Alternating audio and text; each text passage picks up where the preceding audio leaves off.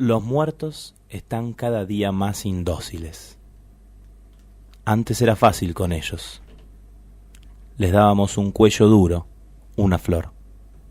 Loábamos sus nombres en una larga lista. Que los recintos de la patria, que las sombras notables, que el mármol monstruoso. El cadáver firmaba en pos de la memoria, iba de nuevo a filas y marchaba al compás de nuestra vieja música. Pero qué va, los muertos son otros desde entonces. Hoy se ponen irónicos, preguntan. Me parece que caen en la cuenta de ser cada vez más la mayoría.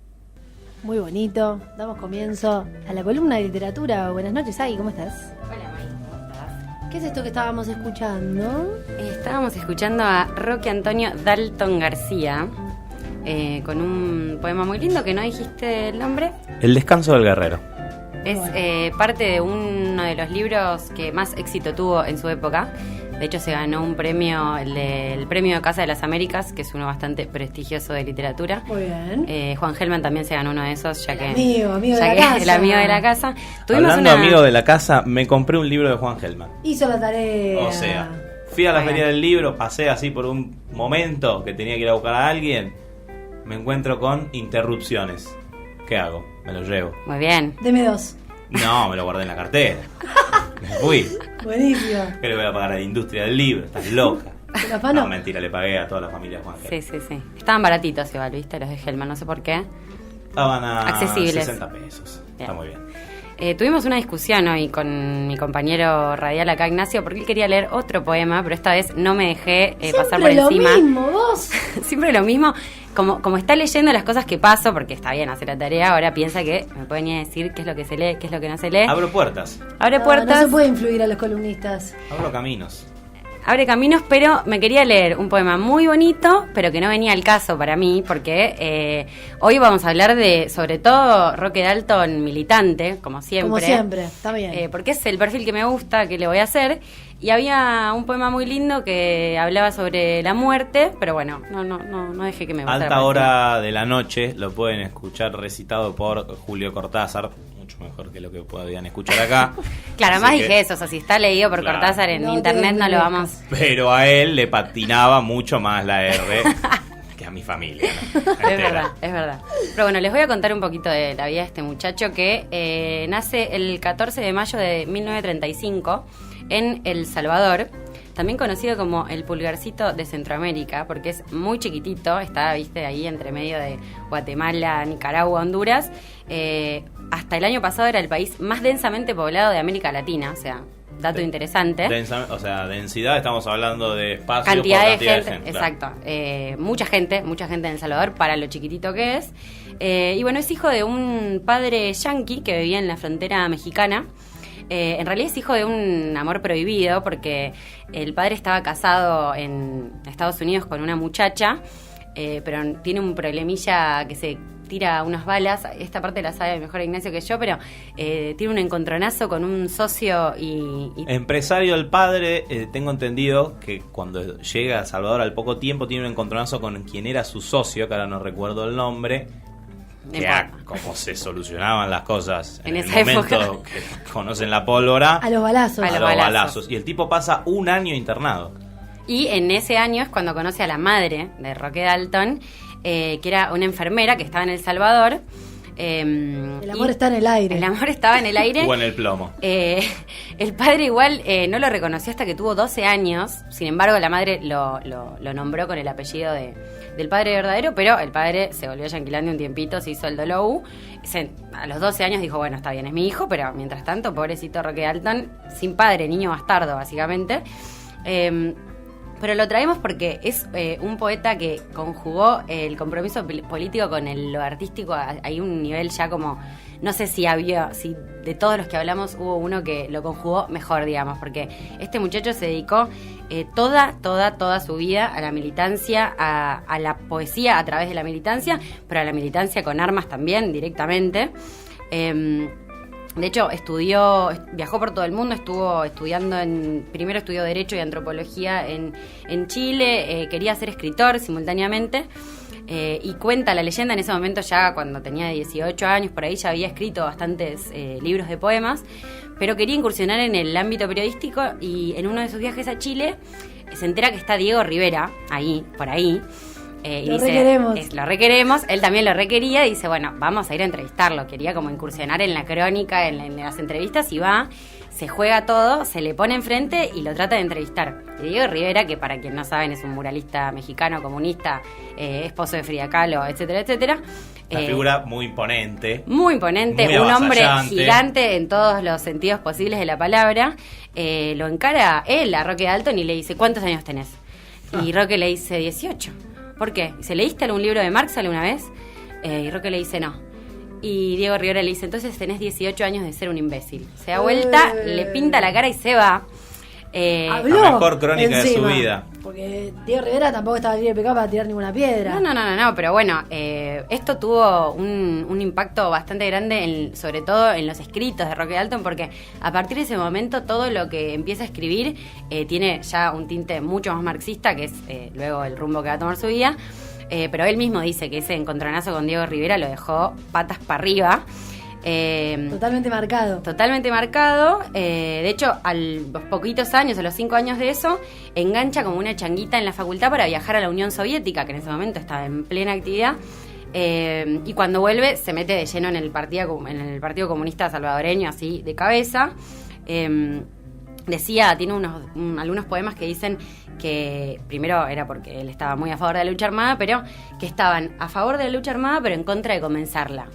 ¿Por qué? Porque la verdad que la historia de El Salvador es una cosa terrible, o sea, no les puedo, no tenemos tiempo para explayarnos, pero como para que se den una idea, desde 1931 hasta 1980 fueron todas dictaduras en El Salvador, o sea, una tras otra, militares derrocando militares, totalmente represivo el sistema, digamos, o sea, cualquier partido de izquierda era perseguido, era reprimido y demás.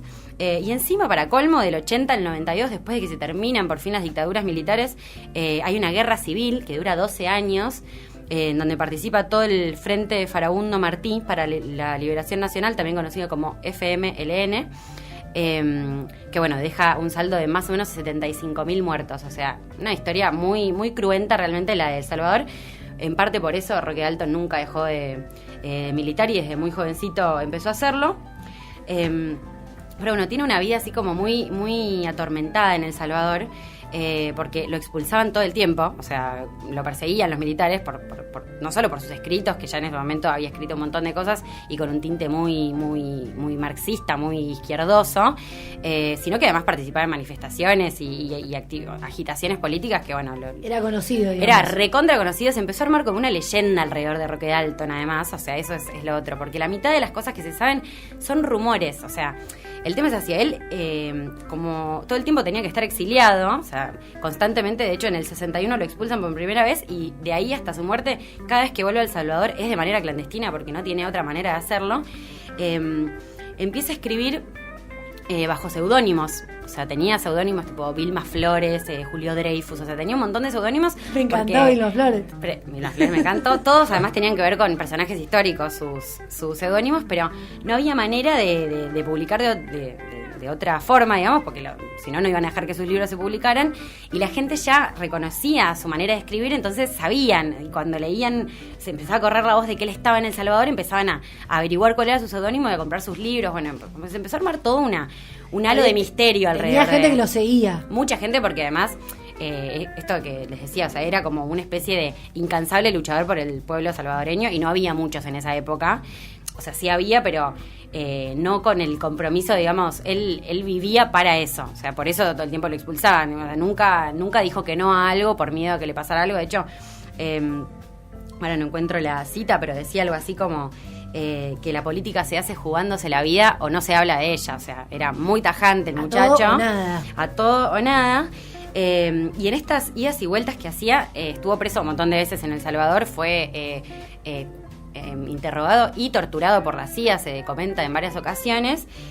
También estuvo coqueteando con la muerte. Tiene 2 anécdotas increíbles. Una, que lo habían condenado a muerte, estaba preso en El Salvador. Y 4 días antes de que se cumpliera la sentencia, en el 60 creo que fue, derrocan al militar que lo había condenado a muerte, porque bueno, ahí se derrocaban todo el tiempo entre militares, y se salva. Y otra que es todavía más espectacular, que lo habían condenado a fusilamiento una vez más, y hay un terremoto en El Salvador y se cae en las paredes de su celda y se escapa. O sea, es una persona increíble. Eso es una poesía en sí misma. misma. Es una poesía en sí misma, totalmente. Menos mal que el hijo de Dalton es cineasta y periodista. O sea, sí, que haga algo, sí. ¿no? Que haga algo con todo eso. A todo esto tiene una obra larguísima, tiene más de 15 libros publicados, tiene como distintas etapas en sus escritos, porque al principio, antes de su encontronazo con Diego Rivera sobre todo, era muy, muy del palo de Pablo Neruda. Es como que se llama la etapa de la poesía cantada esa, y era como más suave. Más suave. Siempre tuvo esta cosa política, utópica en los escritos, pero nunca tanto como después. Después tiene una etapa como de cuando más libros escribió, que fue durante su militancia más agitada. Además, viajó, como les decía, viajó a la Unión Soviética, estuvo viviendo en Cuba un montón de tiempo. Se codiaba con Mario Benedetti, con Cortázar. O sea, de hecho, hay una entrevista de Mario Benedetti que vamos a colgar en la página, muy larga y muy interesante, sobre las cosas que pensaba y decía Roque Dalton. Y después hay como una tercera etapa en donde lo acusan de perder un poco de estilo por la radicalidad política de sus escritos. A mí no me parece, la verdad, yo leí sus escritos, me siguen pareciendo hermosos, pero como que ya con nombre y apellido todas las cosas, ¿no? Tiene uno de los libros se llama El libro rojo de Lenin, por ejemplo. O sea, tiene poesías a Mao Zedong. O sea, es un tipo que otros al Che, o sea, súper seguidor Creo del que Che. en ese libro de que hablas de, ¿cómo que se llama? De Lenin. Un libro rojo para Lenin. Bien, en un libro rojo para Lenin me parece que hay un poema en el que él hace la analogía entre el marxismo-leninismo y la fuerza y el disparo de la onda. Sí. Están buenos. Además, está lo bueno de Roque Dalton, es que está casi todo lo que hizo colgado en internet, así que si lo buscan lo pueden encontrar. Pero, de hecho, a esto que decíamos de que viajó a Cuba y que tenía mucha relación, era muy fanático del Che, hay una anécdota que cuenta el propio Cortázar, que dice que lo vio él con sus propios ojos a Roque Dalton discutiendo con Fidel Castro sobre cómo se usaba un fusil. Entonces se pasaban de un lado a otro un fusil invisible, porque era simplemente la manera de usarlo. Y Cortázar cuenta esta anécdota de manera muy, muy, muy graciosa. Y después hay otro de los rumores, porque de vuelta son todos rumores, que dicen que antes de volver por última vez a El Salvador, a Roque Dalton lo operan, le hacen una cirugía estética facial, porque en ese momento se hacía eso con los tipos que los perseguían, digamos que si los agarraban los iban a matar, entonces se cambiaban la cara para que no los reconocieran, y se comenta que fue el mismo equipo de médicos que intervinieron al Che antes de ir a Bolivia. Todos rumores, no lo sabemos, a mí me pareció. Me encantan todos, lleno ojalá de que sean mitos. verdad. Una historia llena de mitos. Llena de mitos y en realidad la parte más picante de la historia y donde el rumor más grande se consolida es alrededor de su muerte, porque ¿qué pasa? Él en 1973 se mete en el ERP salvadoreño, el ejército revolucionario el ejército... ¿Cómo es el ERP? No me acuerdo las siglas ahora. Revolucionario del Pueblo, perdón, sí. Que se llamaba de la misma manera que acá, pero era salvadoreño y era bastante más cruento que el de acá, de hecho. Y lo empiezan a acusar de haber colaborado con la CIA. Hay como unos problemas de poder ahí. Y lo terminan fusilando. El propio Ejército Revolucionario del Pueblo, o esa por lo menos es una de las versiones, el 10 de mayo de 1975, por eso lo trajimos hoy también, porque en 4 días cumpliría 81 años si no lo hubieran matado. Impresionante, Agatha, ¿no? Apuntada sin hilo esta muchacha, increíble, no deja de sorprenderme. Bueno, igual hay mucho más para decir, pero se nos acaba el tiempo. Lo único que les tengo que decir es que no es la única versión de su muerte, pero vamos cerrando, que estamos cortitos de tiempo, y otro día ampliaremos entonces. Y nos vamos escuchando Poema de Amor. No sabemos de quién es, pero es muy bonita la canción, así que... ¿La entregó?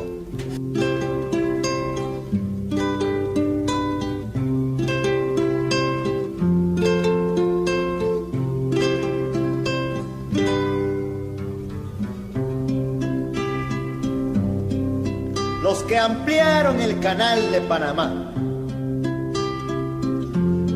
son los guanacos, los que repararon la flota del Pacífico en las bases de California. Son los guanacos, los mismos que se pudrieron en las cárceles de Guatemala, México, Honduras, Nicaragua. Por ladrones, por contrabandistas, por estafadores, por hambrientos.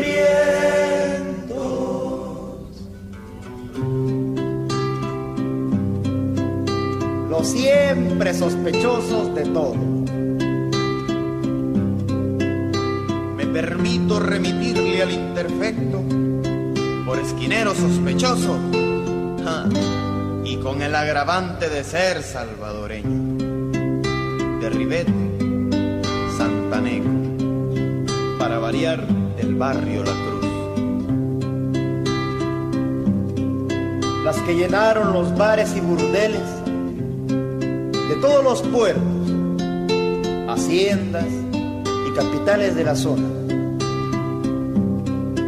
Los sembradores de maíz en plena selva extranjera. Los que lloraron borrachos por el himno nacional bajo el ciclón del Pacífico, las nieves del norte. Los primeros en sacar el cuchillo. Los reyes de la página roja. Los que nunca sabe nadie de dónde son. Los mejores artesanos del mundo. Los que murieron de paludismo en el infierno de las bananeras.